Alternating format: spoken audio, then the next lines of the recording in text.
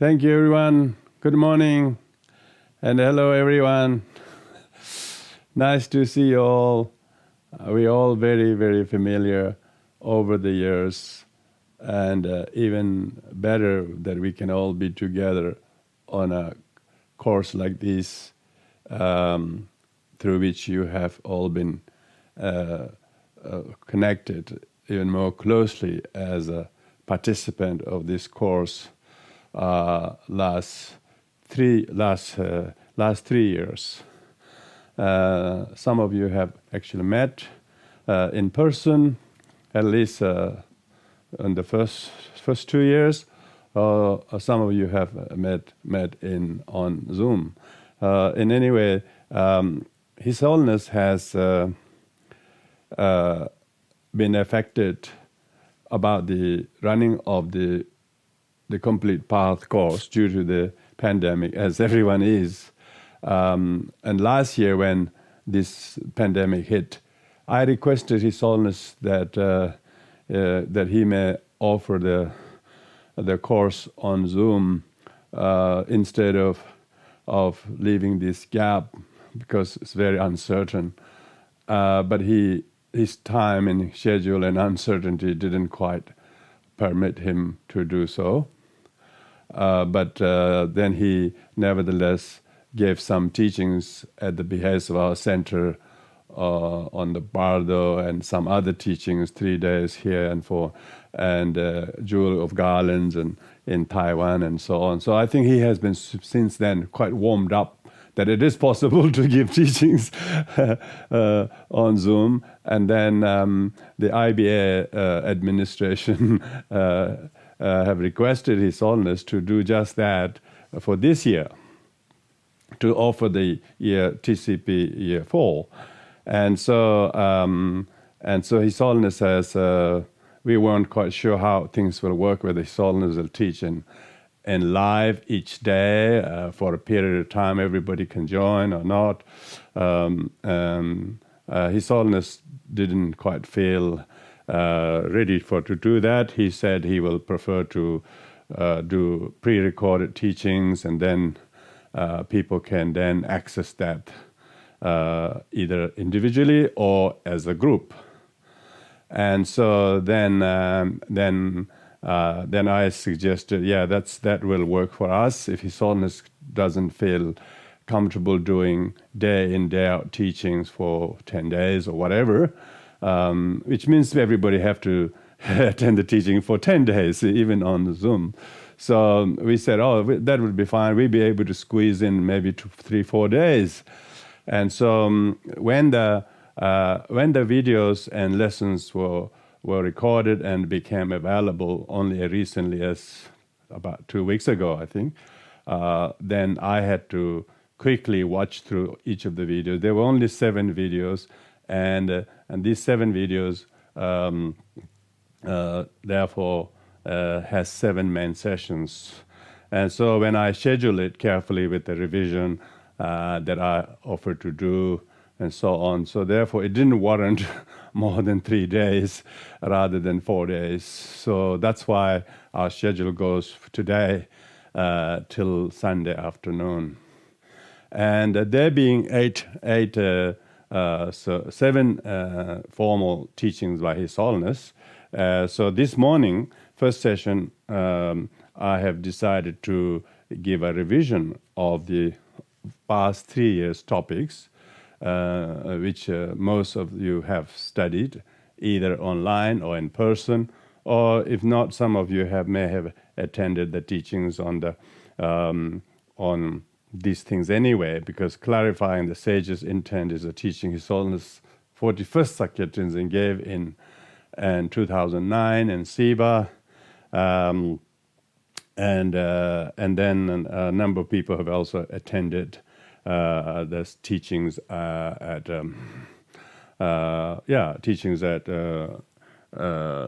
2019 with His Holiness in Siba, together with Hervajra Cause and Path Empowerment and so on. And then all of you, most of you are, unless one or two not, we did Ngondro last year. So I want to give you a very important sort of summary, an overview of the last 3 years' topics, so that we know exactly where does this year 4 subject fits in. This particular segment that His Holiness offer, he says at the end of the video that this is actually not TCP4 course. This is just a starter. This is just a small starter, you know.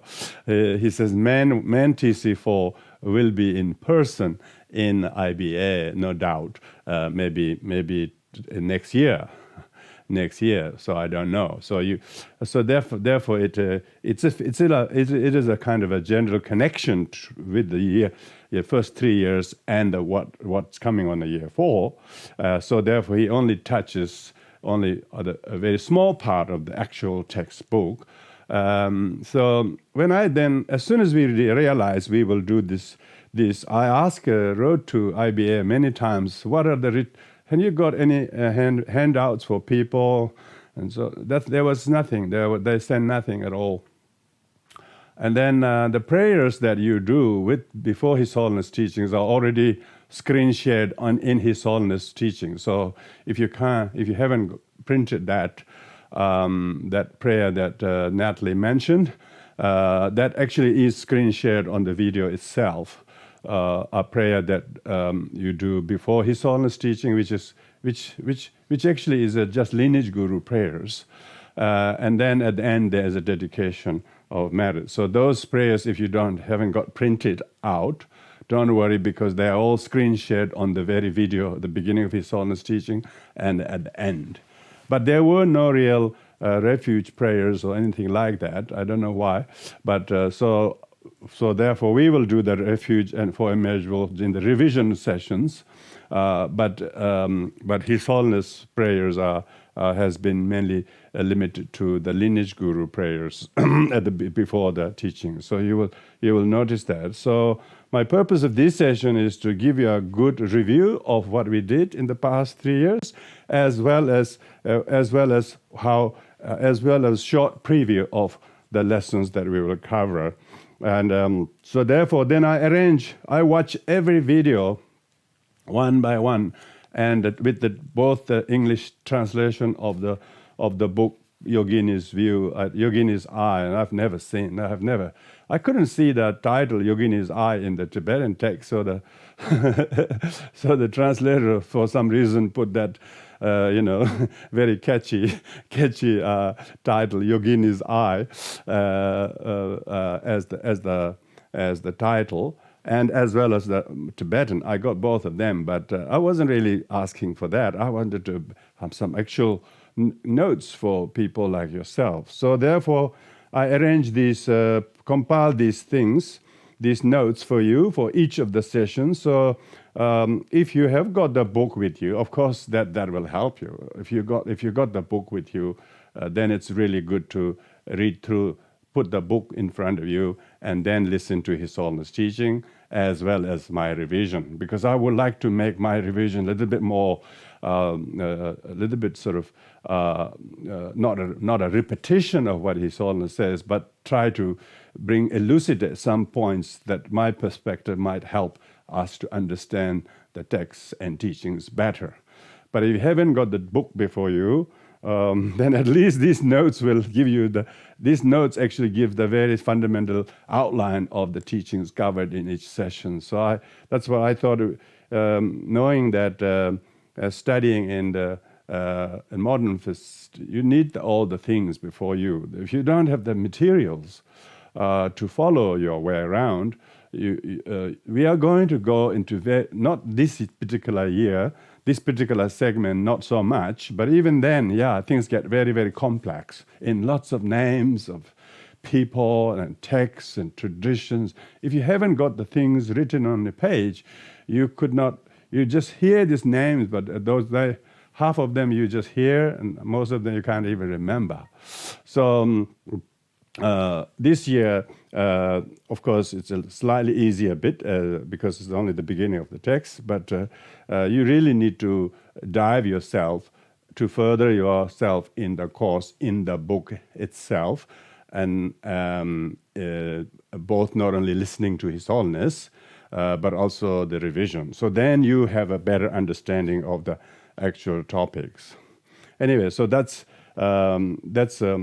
general sort of remark. Now, past 3 years, the topic of the first 3 years first was the clarifying the sage's intent by Sakya Pandita, which is a text that really started on with a very, very positive note, that you all have what we call the basic goodness of your own nature is with you have intent to practice kindness and be gentle, be compassionate, be patient wherever possible. So all sentient beings, not just as we as a human being, have this what we call natural Buddha nature. Natural Buddha nature, and but only a very small fraction of sentient beings have this cultivated Buddha nature. Means they have to be conditioned to cultivate Buddha nature, such as with the gift of a precious human rebirth, and having faith in the Triple Gem, having found refuge in the Triple Gem, and so on. So therefore, we started off with that idea that we all have Buddha nature, and once you take refuge in the Triple Gem and give conscious consideration and adopt the idea that I need to cultivate, I need to give up self-cherishing, but I need to take up bodhicitta. It assumes, this text didn't cover, but it assumes people to know the shortcomings of samsara. So therefore, if you look at the second year, we talked a lot about the 3 visions. If you look at the 3 visions, first visions, deluded sentient beings have impure perception due to their afflictions and self-grasping. So therefore, if you marry these 2 topics,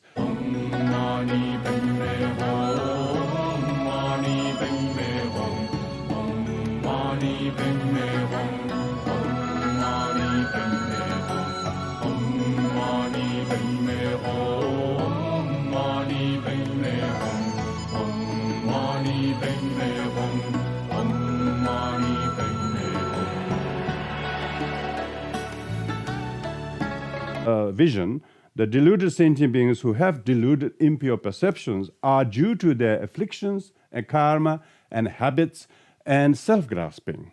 So if you look at that, so Sakya Pandita's text actually assumes you to have a good understanding of the samsara and plight of sentient beings, how lost they are, and primarily due to the truth of suffering and truth of origin. And so the renunciation component is assumed to take refuge in the Triple Gem and generate the bodhicitta. So the Theravada concept of path of renunciation is only covered in the second year's topic, where it talks about all the impure perceptions are caused by one's own karma and delusions. And so then, in that very second year's topic, it says, but the yogis have experiential perception through meditative concentration, such as by generating meditation on loving kindness, compassion, and calm abiding meditation. So where does the yogis get the pure perception? Yogis get the pure perception only when they do the meditation on calm abiding special insight, and then give a good preview of the importance of bodhicitta.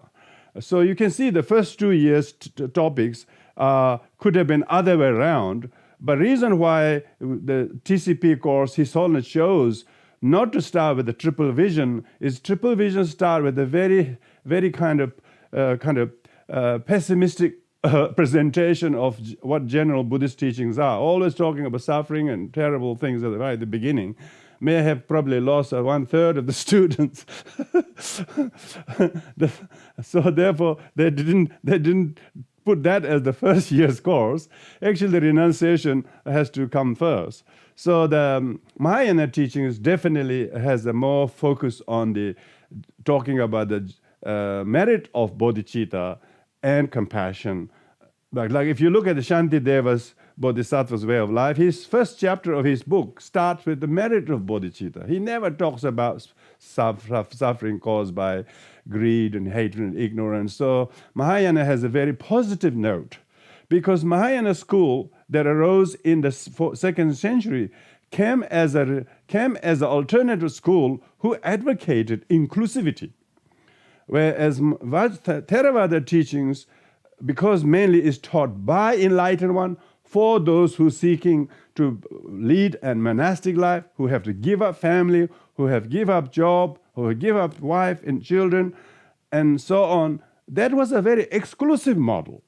Exclusive in the sense it's only small fraction of the population can take up that, not because it is ideal, but because it is not possible for majority people. Firstly, it has to start with a very strong sense of wanting to renounce and become a mendicant, become a monk, and leave the whole materialistic world behind. Now that is not quite entertained in the Mahayana teachings at the very beginning. So people like Sakya Pandita, when he started writing these sages' intent, he knew, because some of his main devotees were kings. These were the Kublai Khan. These were the people of Yuan dynasty. Because if he were to say, teaching on the demerit of samsara and spend doing like that, majority will not. But rather he started on the positive note of the preciousness of the human rebirth that has amazing potential to condition the cultivation of Buddha nature that lie dormant in all sentient beings. So that's why what you can see is the renunciation is more assumed in the Mahayana teaching from the renunciation of self-cherishing. Renunciation of self-cherishing is more higher level of renunciation rather than renunciation from the family and children and world. And sure, then, and how many people can follow that? Yeah, there is still even today. And if you really look at the Buddhist community, there's only a small number of people who has the merit, who has the emotional and I would say intellectual fitness, and to be able to live a monastic life. Yeah. So if we're going to push that on alone, that's what some people say. Buddhism died in India because of that emphasis on renunciation and self-mortification, which Indian religious tradition was already very, very full of it. So Buddhism didn't really offer any alternatives. So that's why the Indians don't think Buddhism is anything but another Hinduism. Why? Because they all advocate self-mortification, renunciation, and life of a mendicant. And Indian religious traditions, all of them are very good at that, and Buddhism hasn't bettered that. Buddhism simply follows that. But of course, Buddhist teaching has much more philosophical, I would say, presentation that distincts from Hinduism. But majority people, still Indians themselves, couldn't be bothered preserving Buddhism because they have enough sadhus, a renunciate, leading a much better kind of a more perfect form of renunciate life than the monastics in Buddhist tradition. So anyway, this is very important to understand why Sakya Pandita did not emphasize the shortcomings of samsara in his clarifying sages of intent, because he said straight away went to discuss the demerit of self-cherishing and therefore take up bodhicitta, and that will almost kills two birds with one stone, like Western kind of saying. I don't like to use that, but you know what it means. So instead of giving up the world first, you don't have to give the world, because if you give up the world, what would you cultivate bodhicitta for? Then you realize, gosh, sorry, I have to come back.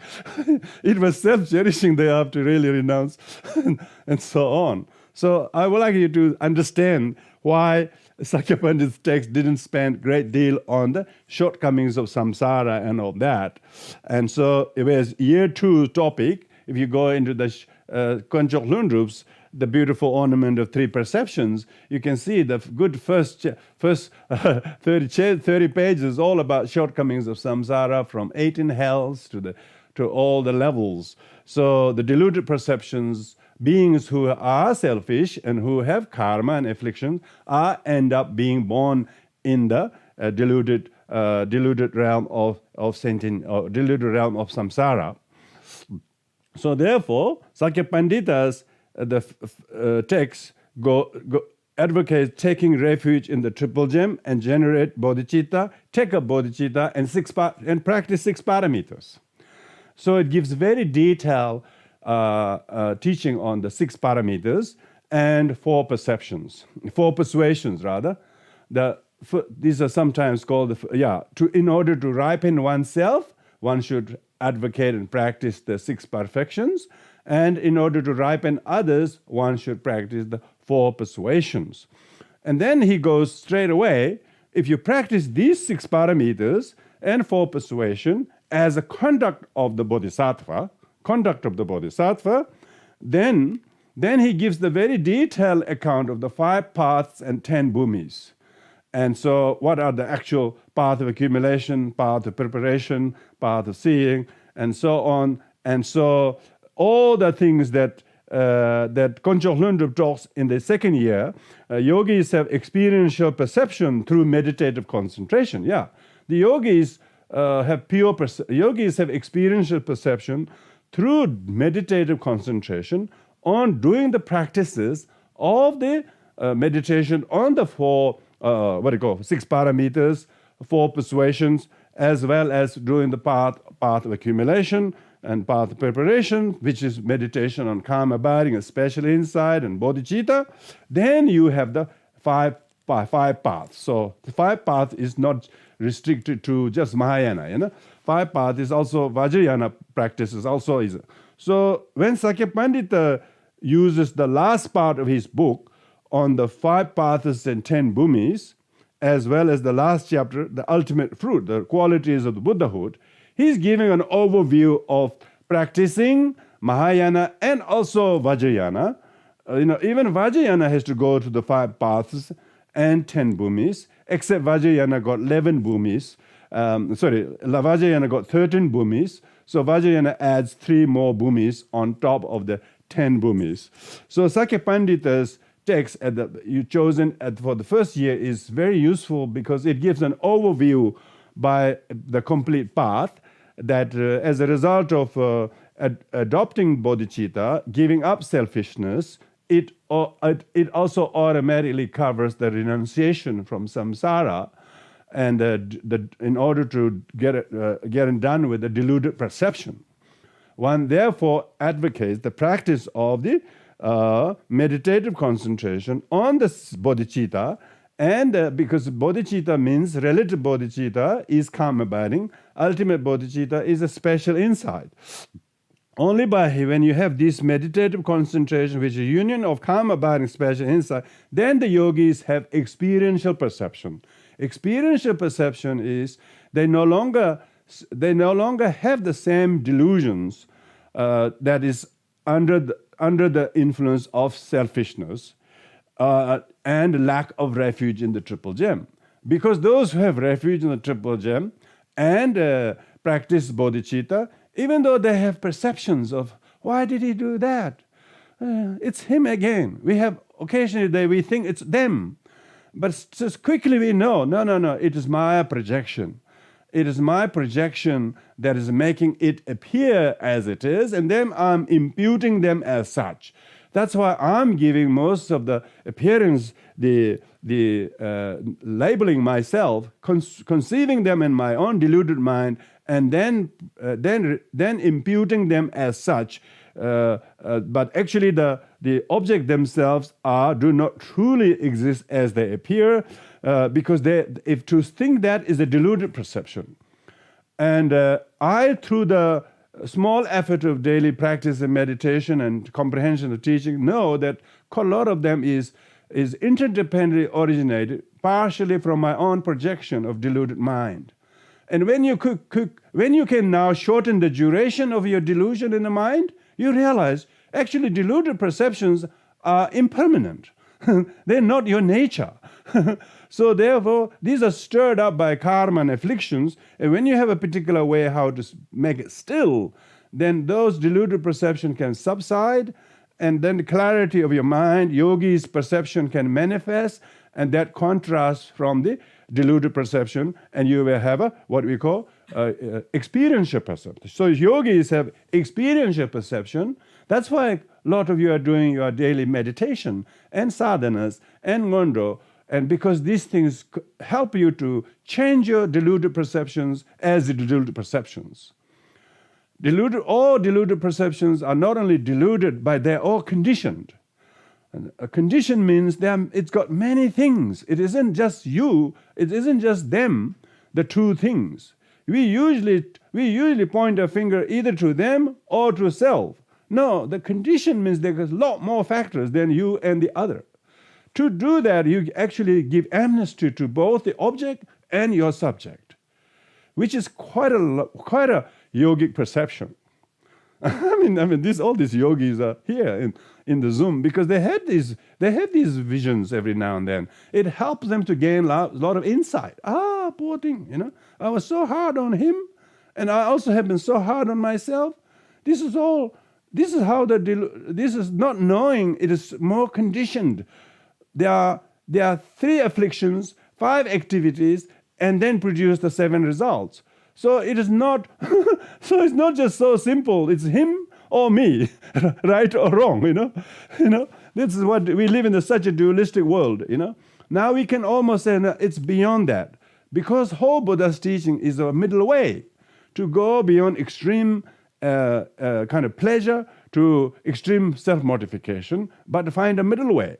Likewise, when you actually have a meditative experience of going beyond deluded perception, of thinking their fault or my fault, but it is conditioned. Everything is conditioned. So all perceptions are conditioned, sanskara, Everything is conditioned by a number of factors. Yeah? So if I hold this bell isn't bell from its own side. There are many, many things that are conditioning for the bell to be bell, There isn't anything in this piece of metal that is bell. This metal could be made into a ball, kind of plate, or a frisbee, or a sword, or a statue, or a chamber pot, ink pot. Anything can be made. So there isn't anything inherent in this metal that is bell, except the design, shape, and the fact that it's got a clapper in there, and so on and so forth. Likewise, your actual perception of life situations are conditioned. Is conditioned not only by object, which you don't have to blame anymore now that you have slightly moved from deluded perception to yogic perception. Yogic perception is experiential perception. You have experience that you don't need to stay in this poor me mentality anymore. Oh, how dare you do that to me mentality. You are gone beyond those 2 extremes. But now you are able to, have this experiential perception. Experiential perception actually almost overcomes the deluded perception, and then there is a true flavor of refuge in the person who have really experiential perception. They actually know why they have refuge in the Triple Gem, particularly Dharma. Because they know how much their own cataract of the mind is removable and impermanent, and you can lift the curse as long as you're fit emotionally and spiritually. Until you are emotionally fit and strong, you are still snowed under this poor me mentality. But when your practice is starting to gain some momentum, this is the practice of path of accumulation, path of accumulation. Where Sakya Pandita talks of first path of accumulation. Path of accumulation have a beginners, intermediate, and advanced path of accumulation. So because of that, you become much more familiar as a path of accumulations practitioner of the beginner's level. You have much more greater familiarity with the meditation, the foundation for mindfulness. Mindfulness of body. That body is, but not self. Body is, but not pure. And feelings are, but transient. Even pleasure is only pleasure, but it is made out of many, many things. It could quickly disappear. The pleasure quickly could disappear. And so you meditate. You have the familiarity that all things are impermanent. Particularly your feelings are all impermanent. Because they're all conditioned. So your familiarity with the four foundation mindfulness body is not self and not pure. Foundation of feeling that it is not permanent and that is not satisfactory. Foundation mindfulness of thought that all thoughts are but empty, not truly existing. Yeah? And foundation of mindfulness of phenomena is all phenomena do not have any independent existing from their own side. So once you have gotten familiarized with these four foundation mindfulness, you have become the practitioner on the beginner's path of accumulation. So, we would like to at least say, yes, we have done it. At least intellectually, conceptually, don't you think? I'm sure you have done that. Otherwise, you wouldn't be sticking on the path this long. So that's really good. Thank you. I can really say that's a great level. Second is the mediocre, the intermediate path of accumulation practitioner has this acquaintance with four right efforts, yeah? Four right efforts, four right efforts or four renunciation. And this renunciation has nothing to do with things, okay? This renunciation has to do with self-discipline. Self-discipline where you drop existing bad habits, where you don't pick up new bad habits, and you maintain any existing positive habits, and introduce new positive habits. and the fact that you are doing this complete path course is part of that path of accumulation. Path of accumulation. You're always learning something so that you can learn how to do the meditation, the teaching, and the practice. As soon as you learn something, you drop. Like Sakya Pandita says, when you practice generosity, perfection of generosity, you start to drop your miserliness, your poor me mentality. And then you feel a lot more generous and more contented with what you have and what you don't have even. You become much more accepting rather than having this poverty mentality, poor me. So that means you are dropping the poor me mentality and you are adopting, oh, I'm so fortunate, I have precious human rebirth, I have freedom, I'm healthy, I have dharma. When you're starting to think this regularly, you are on the intermediate path of accumulation. Intermediate path of accumulation is more acquainted with four renunciation. And likewise, I'm just giving you why Sakya Pandita talked about the 5 paths in the first year.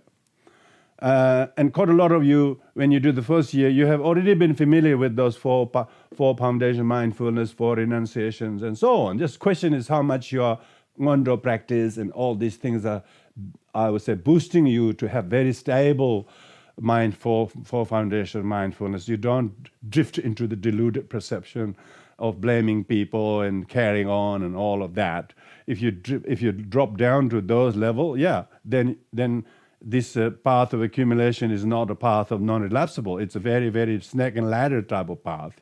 You can go up and down from one to high level to low level very quickly. So therefore, in this way, the path of accumulation is where we all should be considered as us being on the path of accumulation. Definitely on the beginner's level, we would have very acquainted. Second level is this 4 renunciation, and the third is the advanced path of accumulation.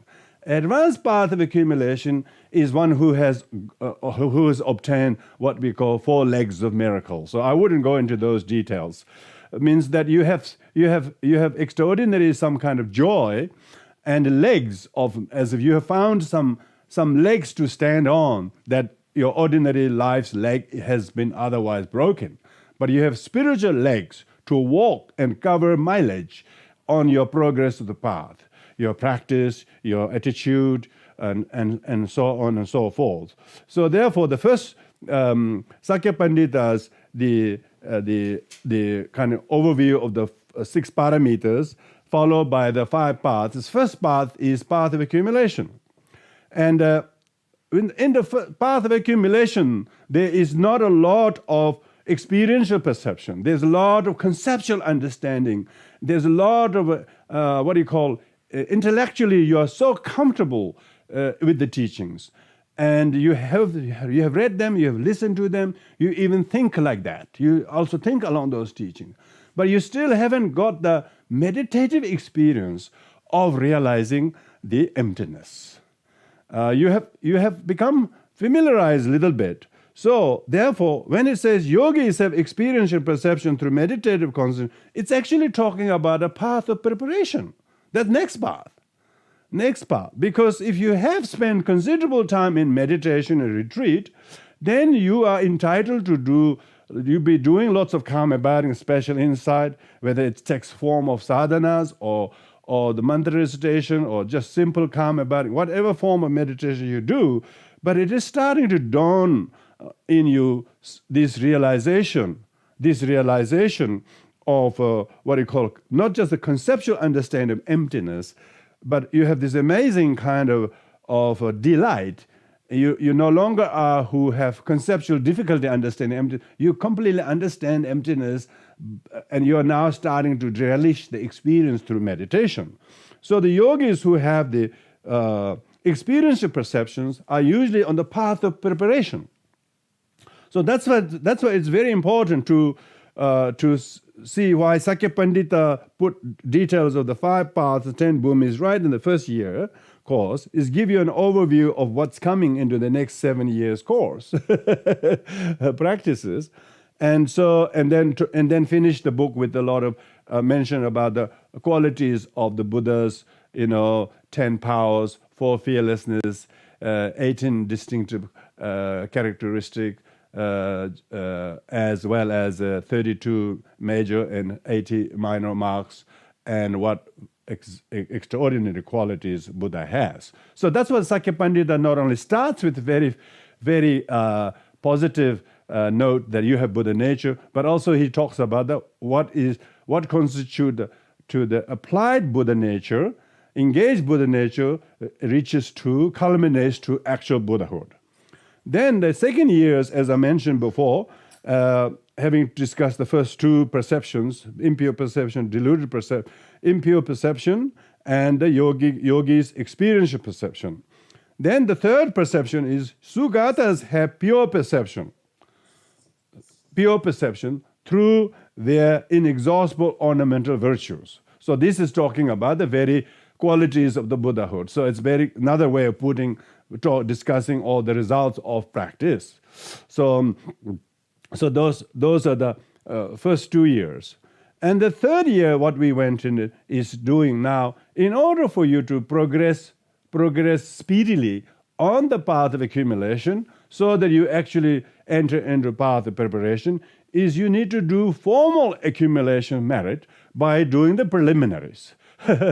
You might have done a lot of conceptual, intellectual study and reading, but you need to actually bring the Dharma religiously, particularly because this complete path course is complete path to follow according to the Vajrayana tradition. It's complete path in the sense it teaches you a little bit of renunciation on bodhicitta in the first 2 years. Then after that, it's all about Vajrayana practices. Now, when you look at all the Undo practices, even the refuge, you have to do the refuge according to Vajrayana. So you have to visualize all the merit field, and you have to do the refuge. Even when you do the refuge, you have to do not only in a Mahayanistic way that all sentient beings are doing with you, for each other, and you visualize them with all this idea of visualizing sentient beings with you to take refuge, and then dissolving the merit field into you and others at the end is not Mahayana, not Theravada. it completely Vajrayana preliminary. Vajrayana preliminary practices uses even the refuge practice has this ultimate view. You need to bring in the ultimate view. So refuge has a relative refuge and ultimate refuge. So that's why you spend maybe you spend 2 hours doing prostration refuge, yeah, or half an hour, doesn't matter length. But at the end of the refuge, after all the amazing visualization of how the merit field layout looks like, why, and so on, and then visualize your father and mother, and then took great care to actually practice bodhicitta in action. So we talk about in the first year, you have to practice 6 parameters and 4 persuasion. But in Vajrayana, you do that in refuge. You do all of that in your refuge. You do all of that in refuge practice because you intersect all the 6 parameters. Remember Sakya Pandita says you have to intersect those 6 parameters. So when you're formally doing religiously like preliminary ngondo practice of doing refuge, you are actually generous devotion with which you physically do the prostration, verbally recite the refuge prayer, mentally have the faith and pure perception, do the visualization, including all things. This is gift. This is generosity of Dharma in the best. Generosity of Dharma is the best of the 4 generosities. And this also you do with a great discipline. You do it discipline with great care and do it with properly visualizing as if you are right in the presence of the holy ones, and you are doing it with and for every sentient being for whose sake you're doing, and therefore you abstain from laziness, you abstain from not doing properly but doing properly, and that is the discipline. That's the perfection discipline. So in this way, what is the 3rd year practice is you are trying to synthesize all the first 2 years teachings into the formalized religious preliminary practice of path of accumulation of refuge, path of accumulation through doing bodhicitta and so on. Of course, and then because you take refuge so that you do not follow the wrong spiritual path. You generate bodhicitta so that even when you follow Dharma, you don't do it for lowly purposes, for seeking nirvana for oneself.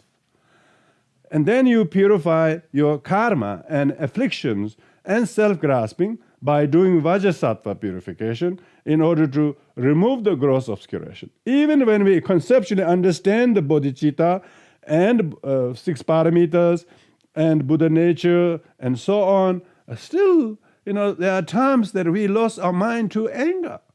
Sometimes we lose our mind to doubt, Sometimes we lose our mind to laziness, And sometimes we lose our mind to apathy, We get disappointed with one person and we almost think the path also should go with this person.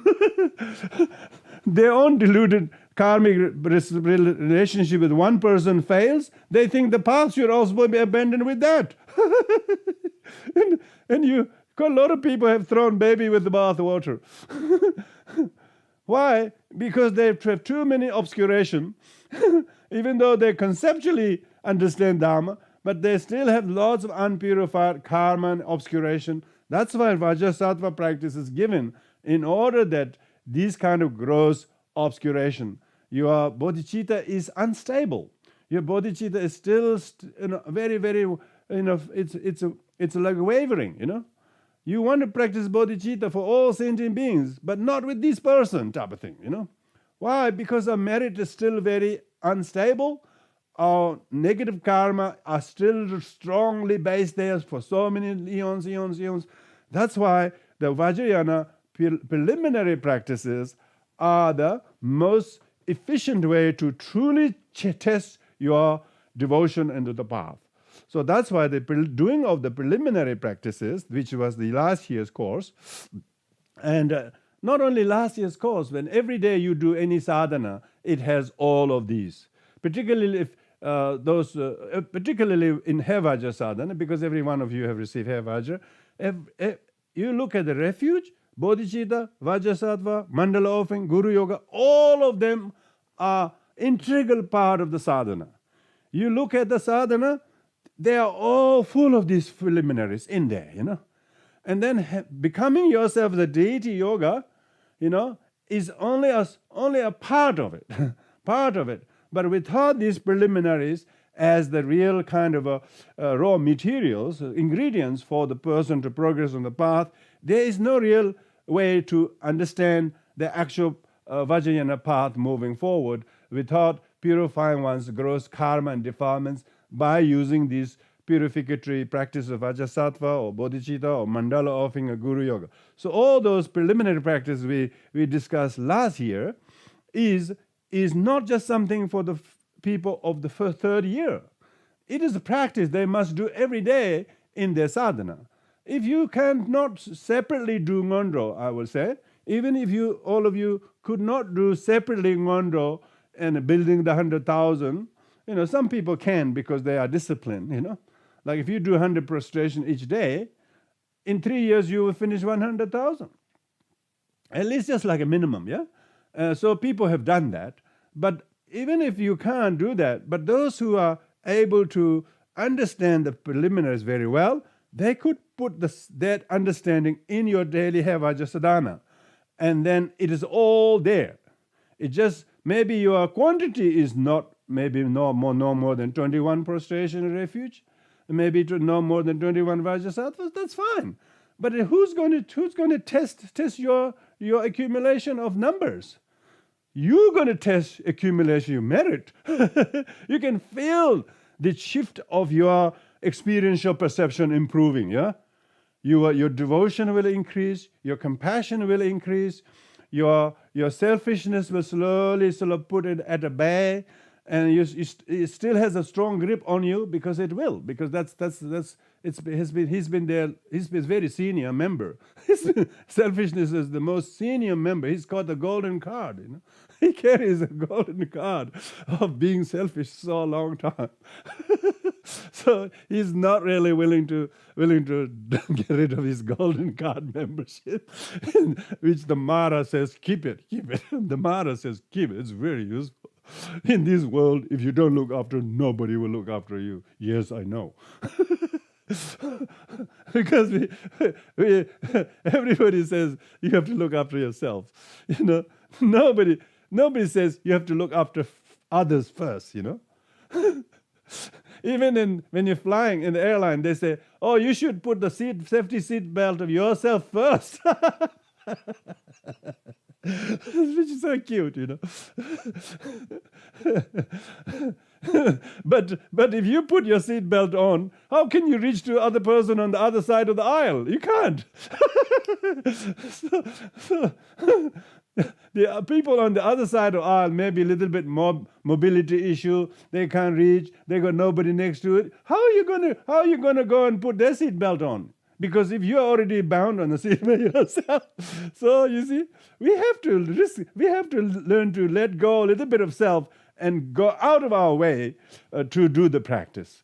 But we don't have that fitness because our karma of looking after self and being deluded, not knowing how precariously, how unprofitable it is, we are not aware. We never reap the harvest. We have lost and lost. We have lost. We still win, wishing we will win one day. We'll win. Nobody told that this is not a winning ticket. Buddha said, you have got no losing ticket. This selfishness is the losing ticket. You should drop that. And never mind how much you have invested in the past, you should drop that all and take up this ticket. This ticket. This is called bodhicitta. And then doing the Vajrayana practice is the Vajrayana method of quickening the speed of the practice on the path of accumulation and path of preparation.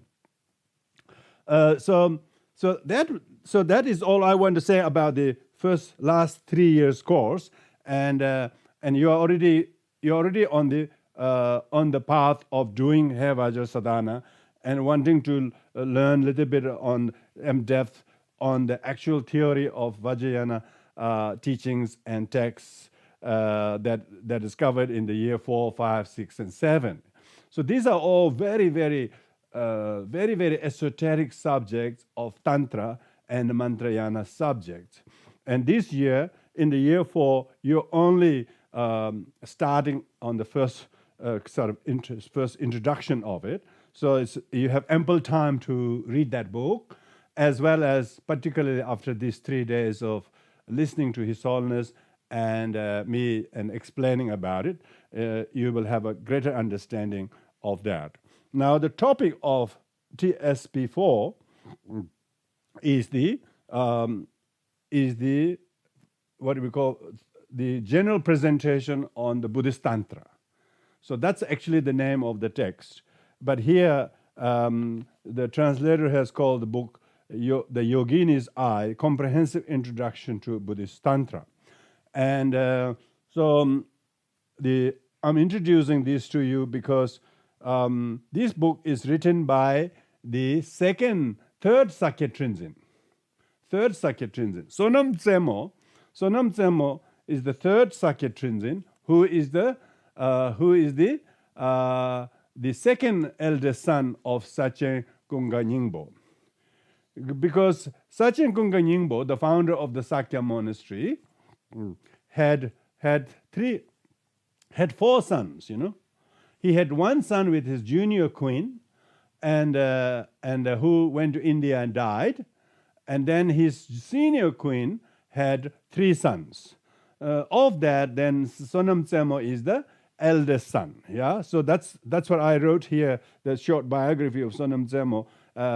Have you got that before you on page 3? And so Sonam Zemo is the eldest of the 3 sons. He became the second of the 5 founders of the Sakya order. He was born in 1142, Sakya, Tibet. He was the second of the 4 sons of Sachen Kunga Nyingbo, first founder of the Sakya order. He was the elder brother of Jizun Trakpa Gyaltsen, who became the 3rd founder of the Sakya order, and Pachen Wopo, the Sakya Pandita's father. So when Sonam Zemo was born in Tibet, it is said that the slogans appeared above the doorway to the great stupa in Bodh Gaya, believed to have written by the spiritual graffitists, the Kinis. Spiritual graffitists. What do you reckon? Spiritual graffitists. And India, they announced that the Holy Abbot Sonam Zemo, emanation Manjushri, the owner of all Vajrayana Dharma, has taken birth in Sakya. Anyway, immediately after birth, Sonam Zemo amazed everyone by speaking in Sanskrit, saying, "I am beyond childish behavior," and then set up in full meditation posture. At 3 years old, he had direct vision of Bodhisattva Manjushri, Sri Vajra, Grintara, Arya Achala.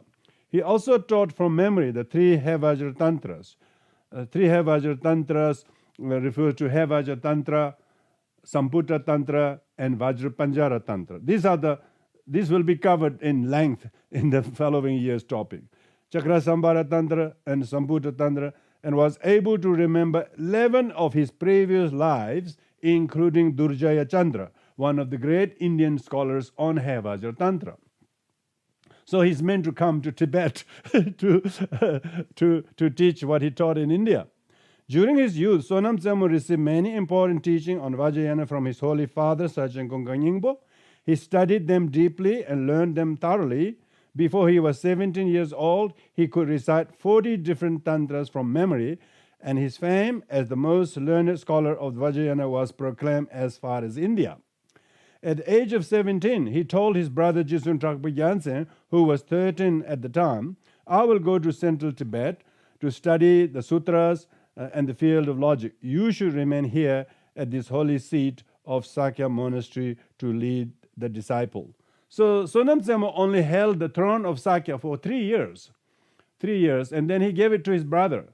He wanted to go study. So, thus, transferring his authority to his brother, he left for Sangpo New Tok Monastery, which is just near Lhasa. There, the great master Chapachugyi Singhi had 8 great excellent disciples who were known as the 8 great lions. He had 8 other disciples who were known as the semi-lions. He had 4 disciples from noble families. Sonam Zemo himself, from the Kon family, became the most outstanding learned among all the disciples. When Sonam Zemo was 26 years old, he composed the treatise Entry to the Dharma at the holy shrine of Nalatse. This great work provides a flawless outline of the complete teachings, Buddhist doctrine and teaching. During this period, both day and night, he received immeasurable teachings directly from Mahasiddha Virupa and many other tutelary deities. Thus, he overcame all doubts concerning every aspect of the Dharma and attained perfect memory of all knowledge. By the age of 27, he was widely renowned as the central pillar of Buddhist doctrine in the world. At the age of 28, Sonam Zemo bestowed Lamde teachings at the Utse shrine in Sakya Monastery on the first day of the month while explaining the profound view of the nature of the phenomena. This is the view saying all things are your mind and all thoughts are illusions, or illusions are interdependent origination, and what is interdependent origination is all inexpressible. The gathering of disciples perceived him as transformed aspect. Jitsun Trakpa Gyaltsen saw him as a bodhisattva Manjushri seated amidst an ocean of offering. Chose Chakki Dorje, the author of Lamde Chochakma, this is the text His Holiness taught in Siba, saw him as a Mahasiddha Virupa, the founder of Lamde teaching. Nyak and Mokton Tsuktoro Wangpo and the rest of the assembly saw him as a bodhisattva Avalokiteshvara. Can you imagine? Everybody was spectacles to their taste. After these visions of all the disciples gained a special experience of meditative concentration. Yeah, they all had this pure vision of seeing Sonam Zemo in various different forms of divinities. During the empowerment, Jitsun Trakpa Gyaltsen perceived boundless light rays emanating from Sonam Zemo and heard the music of countless celestial instruments. Lope Sonam Zemo demonstrated an actual emanation mandala and bestowed empowerment upon Jitsun Trakpa Gyaltsen within it. Yeah, so he's actually able to create the real meditative mandala, not the kind of conventional mandala made by colored sand. So some masters are able to do that. And thus, revealing the profundity of the mandala, he opened the door to inconceivable meditative concentration for his disciples. Lope Sonam Zemo skillfully taught both Sutra and Tantra according to the needs of each disciple. He was a great scholar of both the Pramanavartika. Pramanavartika is a Buddhist epistemology text, and the excellent Dham. He wore a yellow Dhamma robe, symbolizing that he was unsurpassed in explanation and debate in both scriptural and philosophical topics. As he lived as a celibate layman, and Sonam Zemo was a layman, but he had taken the celibate vows and always kept long hairs. That's why you see the photograph in the middle. He's got long hairs, and he was one of the three whites. 3 whites means 3 laymen, and 2 red means the 2 who are ordained. Sakya Pandita and Drungun Chokya Pakpa were ordained, whereas Sachen Kunga Nyingpo, Lope Sonam Zemo, and Jitsun Trakpa, these were all laymen. Recently, I heard one Gelugpa monk, Geshe, in Lhasa. He was saying, there are three whites and 3 red in Sakya lineage. These are called 5 founders. He said, the 3 whites are all married and long hair and wife and children. He's completely wrong. It's only Sachen Kunga Nyingpo got married. But the Sonam Zemo, Trakpa Gyaltsen were both laymen, but they celibate like any monk. More celibate than any monk. So that's why they were pure laymen, but never took monastic vows, lived with his father and so on, but never actually married. So they are wrong. They think that the people who have long hair are all necessarily. So people don't, they say, they were all married, they got children and so on. He says, what to do? as if they didn't really study and teach the Dharma very well because they're caught up in the family life type of thing. That's not the case. So Sonam Zemo and Jitsun Trakpa Gyaltsen deliberately took the role of bodhisattva, showing people as a layman you can practice the path as long as you're skillful, able to moderate your effort. So 3 whites refers to 3 really pure ones, 3 really pure ones without having to wear robes. And 2 red is the Sakya Pandita and Trakpa Gyaltsen. Sonam Zemo was the 3rd Sakya Trinzin. The first Sakya Trinzin, of course, was what do you call, Sachen Kungang Yingbo himself. And second one was Parilotsawa. Parilotsawa was Sachen's teacher, but there was Sonam Tsemo was too young to take the throne. So Parilotsawa, even though non-Khon family member, presided over the throne for a few years when Sonam Tsemo came of age. That's why Sonam Tsemo was the third Sakya Tenzin, and he held the position only for 3 years. Then he relinquished authority to his younger brother and spent rest of time studying meditation in quiet and isolated places. Crowning his extensive great knowledge of Sutra and Tantra with long periods of intensive meditation, he attained the highest stage of realization. At the age of 41, in 1142, he departed to Sukhavati without leaving any mortal remains. Sonam Tsemo just disappeared. People saw him vanish, but he never left any remains, not even a hair of his body. As he passed, he manifested 2 different aspects of his body for the benefit of beings. First aspect is described in a supplication with a mournful melody. During the evening of the 10th day, the 2 holy brothers performed sok offering. This is Sonam Tsemo Trakpa Gyaltsen. Next morning, Jizun Trakpa Gyaltsen visited his brother's room and found only a Dharma robe left behind. For Lopa Sonam Tsemo had departed to the Kachari Ram without leaving any mortal remain.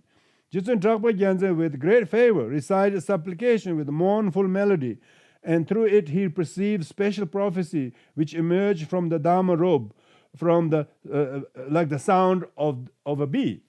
So there was nobody, but his robe is empty, this gown, these monks have this long gown, yeah? And so from the gown, there was nobody, but prophecy came, verbal prophecy, sound of the prophecy came from that seat. So that is Jizun Trakpa Gyaltsen, saying. The second aspect was described by all women who witnessed Sonam Tsemo depart. Standing on a rock at the holy spring known to Chumik Zinka, this is a very holy site in Sakya. When you go on pilgrimage, if you're allowed to go there, his holy body ascended gracefully into the sky, still holding his pet dog. He took that pet dog with him. So you could be a very lucky pet dog. Sonam Tsemo and dog left a footprint on the rock. And departed for Sukhavati without leaving his body. For the benefit of common beings, he manifested parinirvana without abandoning his body, travel unhindered through the realm of Sukhavati. So Sonam Tsemo passed away. We don't say Sonam Tsemo died. He just vanished. He just attained rainbow body at the age of 40. So he didn't really live long. But not many did in those days. And even in Tibet, most High Lamas lived very short, because remember, Tibetan altitude is so harsh for the body. And so he lived so long, so short, but he did so much. And he wrote many different important works. And this general presentation on Tantra, which we are going to study, is one of the most famous ones. Now, his text on general presentation Tantra is one of the earliest.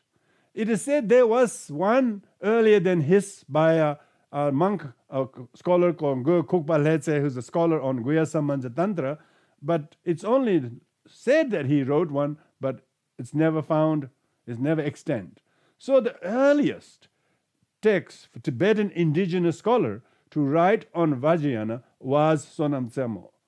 And so later many scholars wrote in 13th century, 15th century, and so on, but Sonam Tsemo wrote in 11th century. So it's earliest text. That's why it has 14 commentaries on this text. And the good thing about Wayne Verrill and Sonam Gyatso, who translated the book, actually brings lots of quotations from all the 14 major commentaries. That's why this book as thick as it is, because it brings all the various annotation from those at least half a dozen of the 14 major commentaries. And so that's why Sonam Tsemo's work is a masterpiece, and it's one of the earliest on the subject. It has, however, received large controversies, large kind of debate on the views of these. Like say even Atisha Atisha had made some remarks about Tantra in Tibet and how debased they are and so on and so forth. Some people who doesn't know history think Atisha was making scathing attack to Sonam Zemo, which means that's incorrect, because Sonam Zemo wrote before Atisha. Sonam Zemo wrote this before Atisha wrote his. So what the thing they're talking about? They don't know the subject, They don't know the identity and date of the authors. Sonam Zemo, so there may be, Atisha may have made remarks on someone called Red Pandita or somebody's writing, but it has nothing to do with the writings of Sonam Zemo. And some people who followed Atisha ardently thought that the writings of Sonam Zemo was questionable because it has been refuted by Atisha. False. So this book actually talks about all of those facts. So it goes into quite a few interesting debates about that. Anyway, so we're not really going to go over that. Maybe towards the middle of the book it does. Maybe next year's topic and some of the topics are being raised. And then, so that's the main book we're gonna study.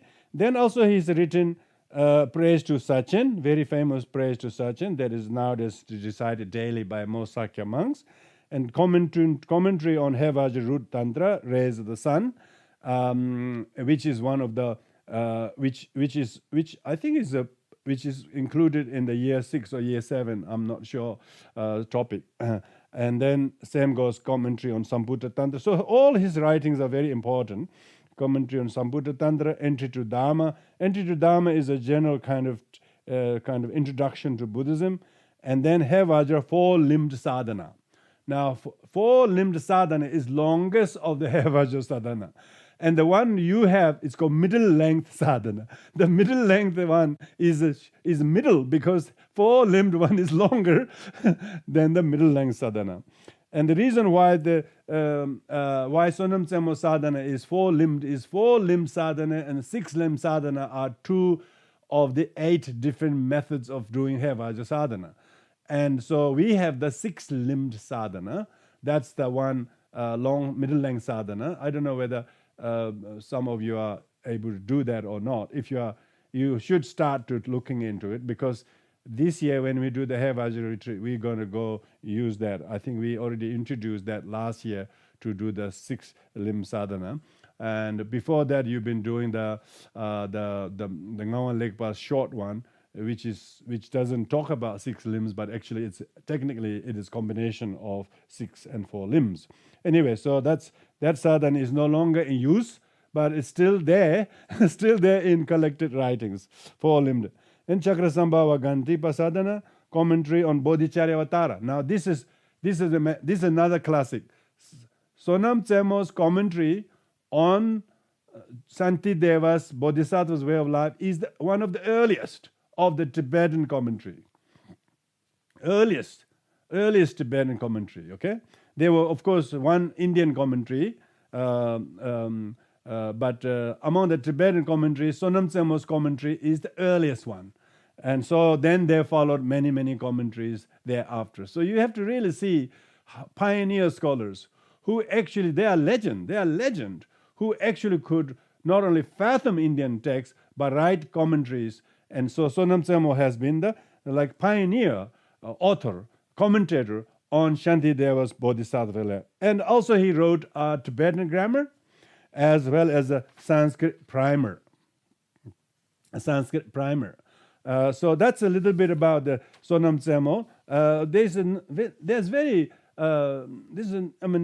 little written life of Sonam Zemo to be found, and I just have to go and dig some of the Tibetan texts and compile these together so that we all have a little bit of understanding who Sonam Zemo is. He's such a bodhisattva in flesh, You look at the biography, we just touched the tip of the iceberg, And some of those teachers were definitely bodhisattvas in flesh.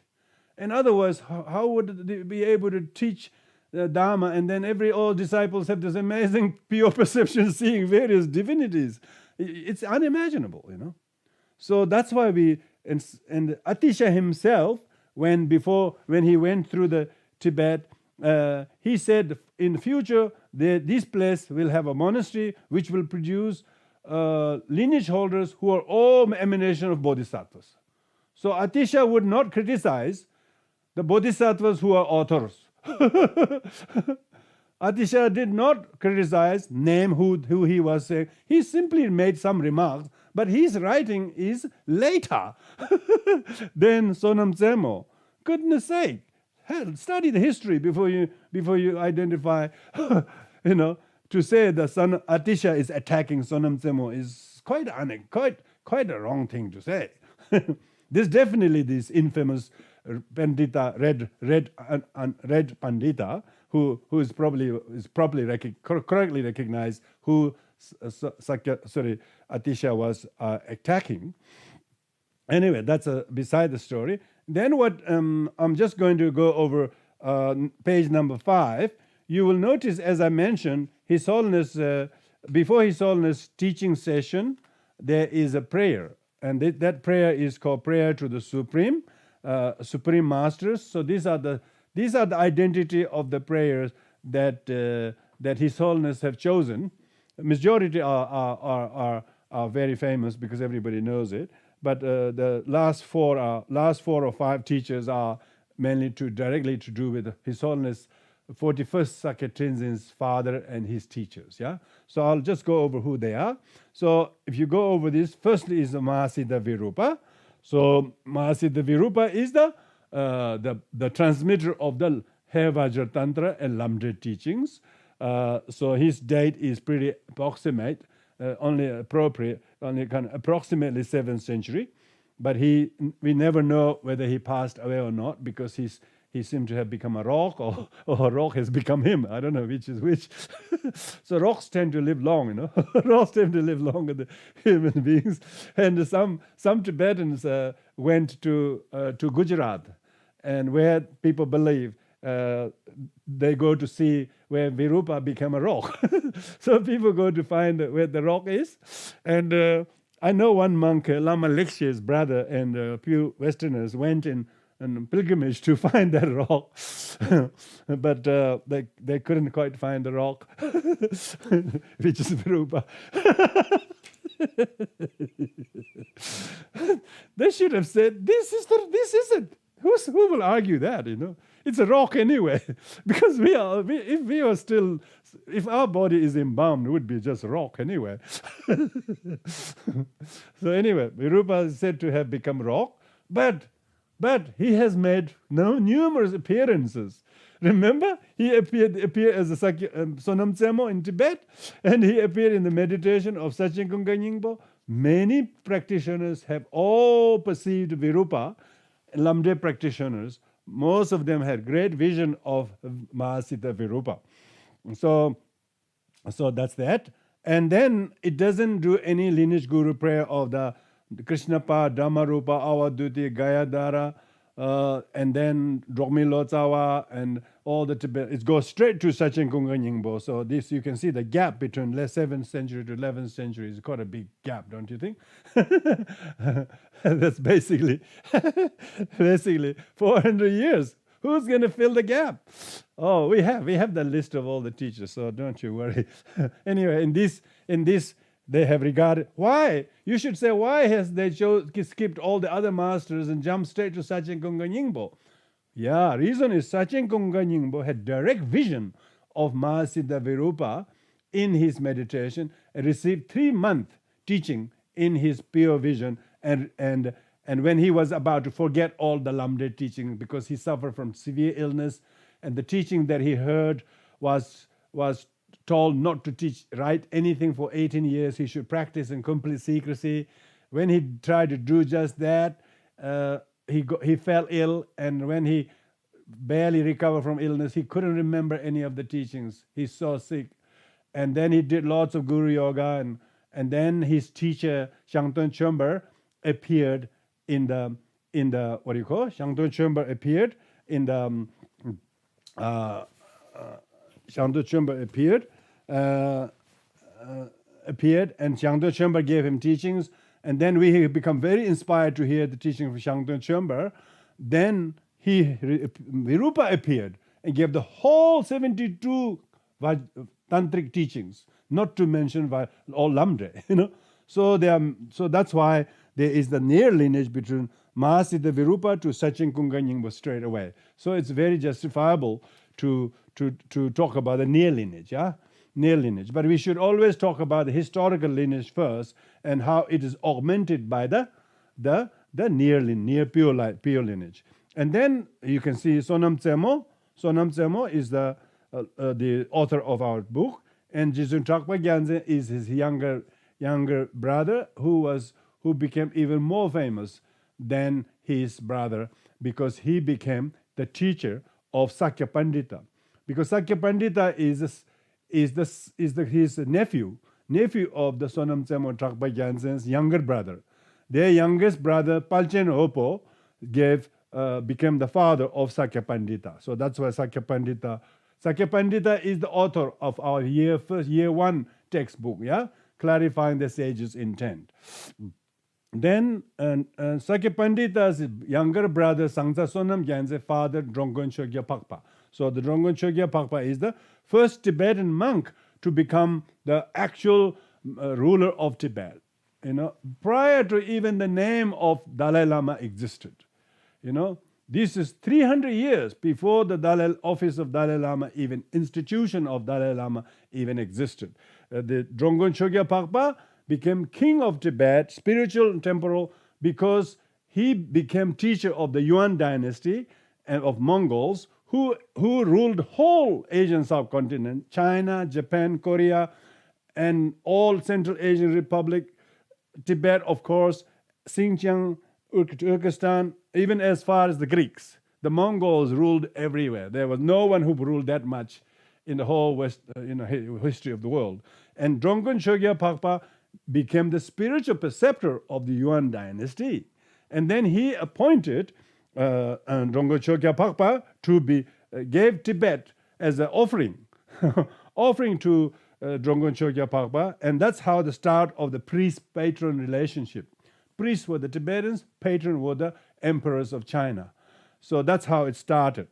And then Drongkon Chogya Pakpa to Ngorchen, there's a little bit of jump there.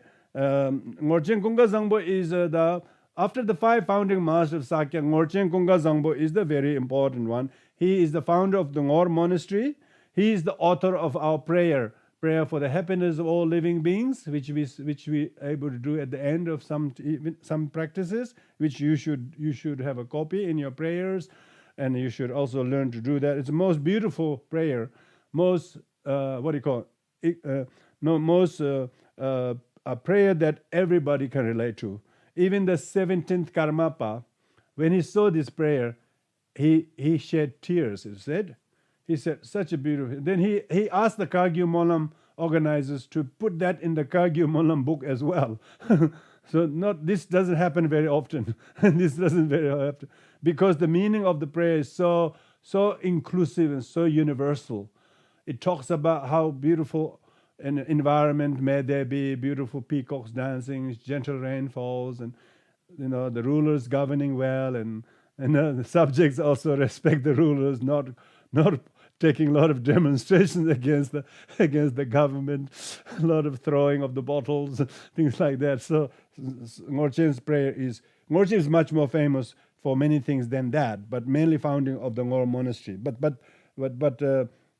that's what you know, the prayer for the happiness of all. He's the author of that. He's the one who has appeared in His Eminent Chogye Trikje Rinpoche's meditation. He had a number of visions of Ngorchen in his meditation.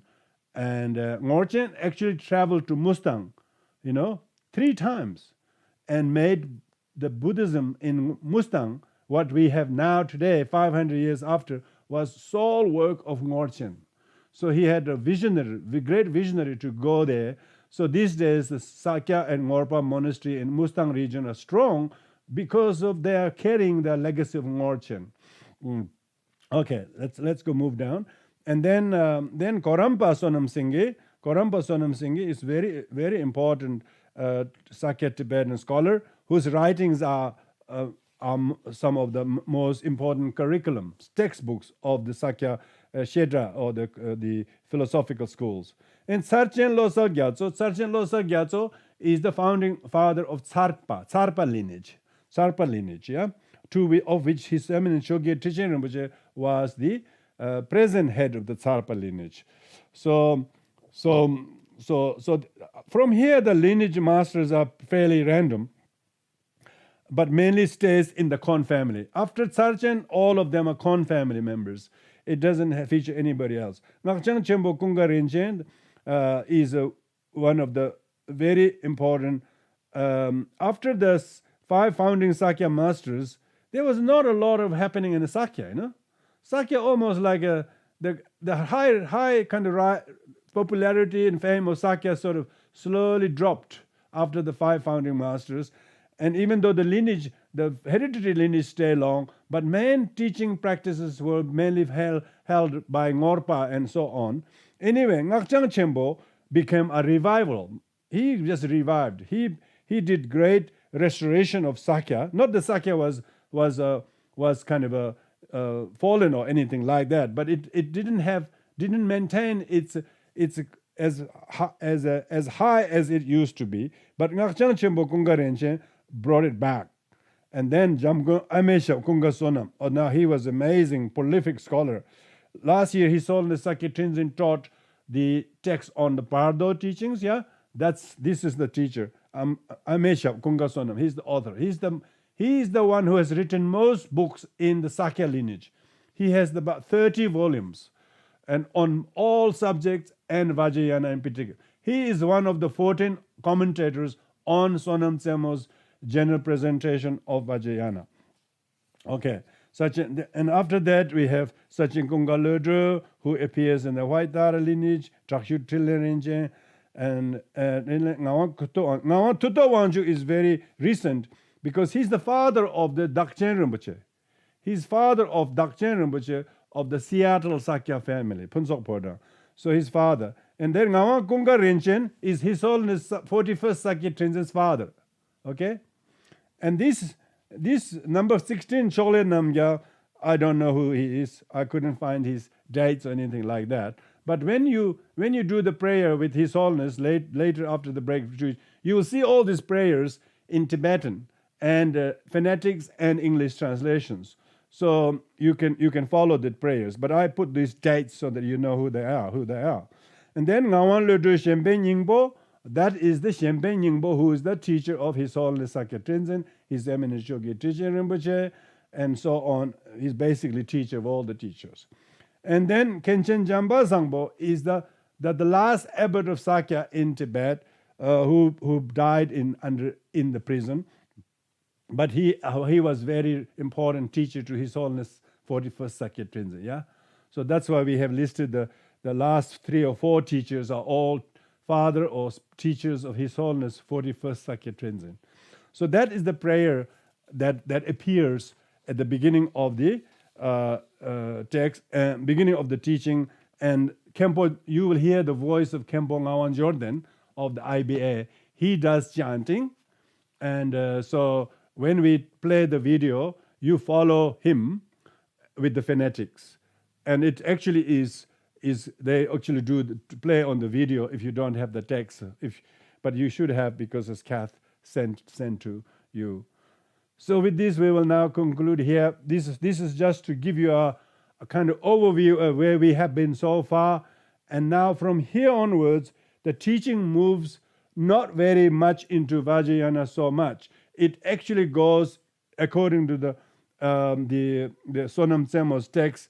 It goes into the course topic, and then His Holiness gives you the first session he gives a very good preview of everything. So my notes here is very much based on what His Holiness was teaching, and if you took your own notes on top of that, and then also hear my revision later on. There's not a lot of left stone unturned on the subject. So hopefully you will all be able to follow. And but in the meantime, have a morning tea break, refresh yourselves, and then we'll see you sharp at 11 a.m.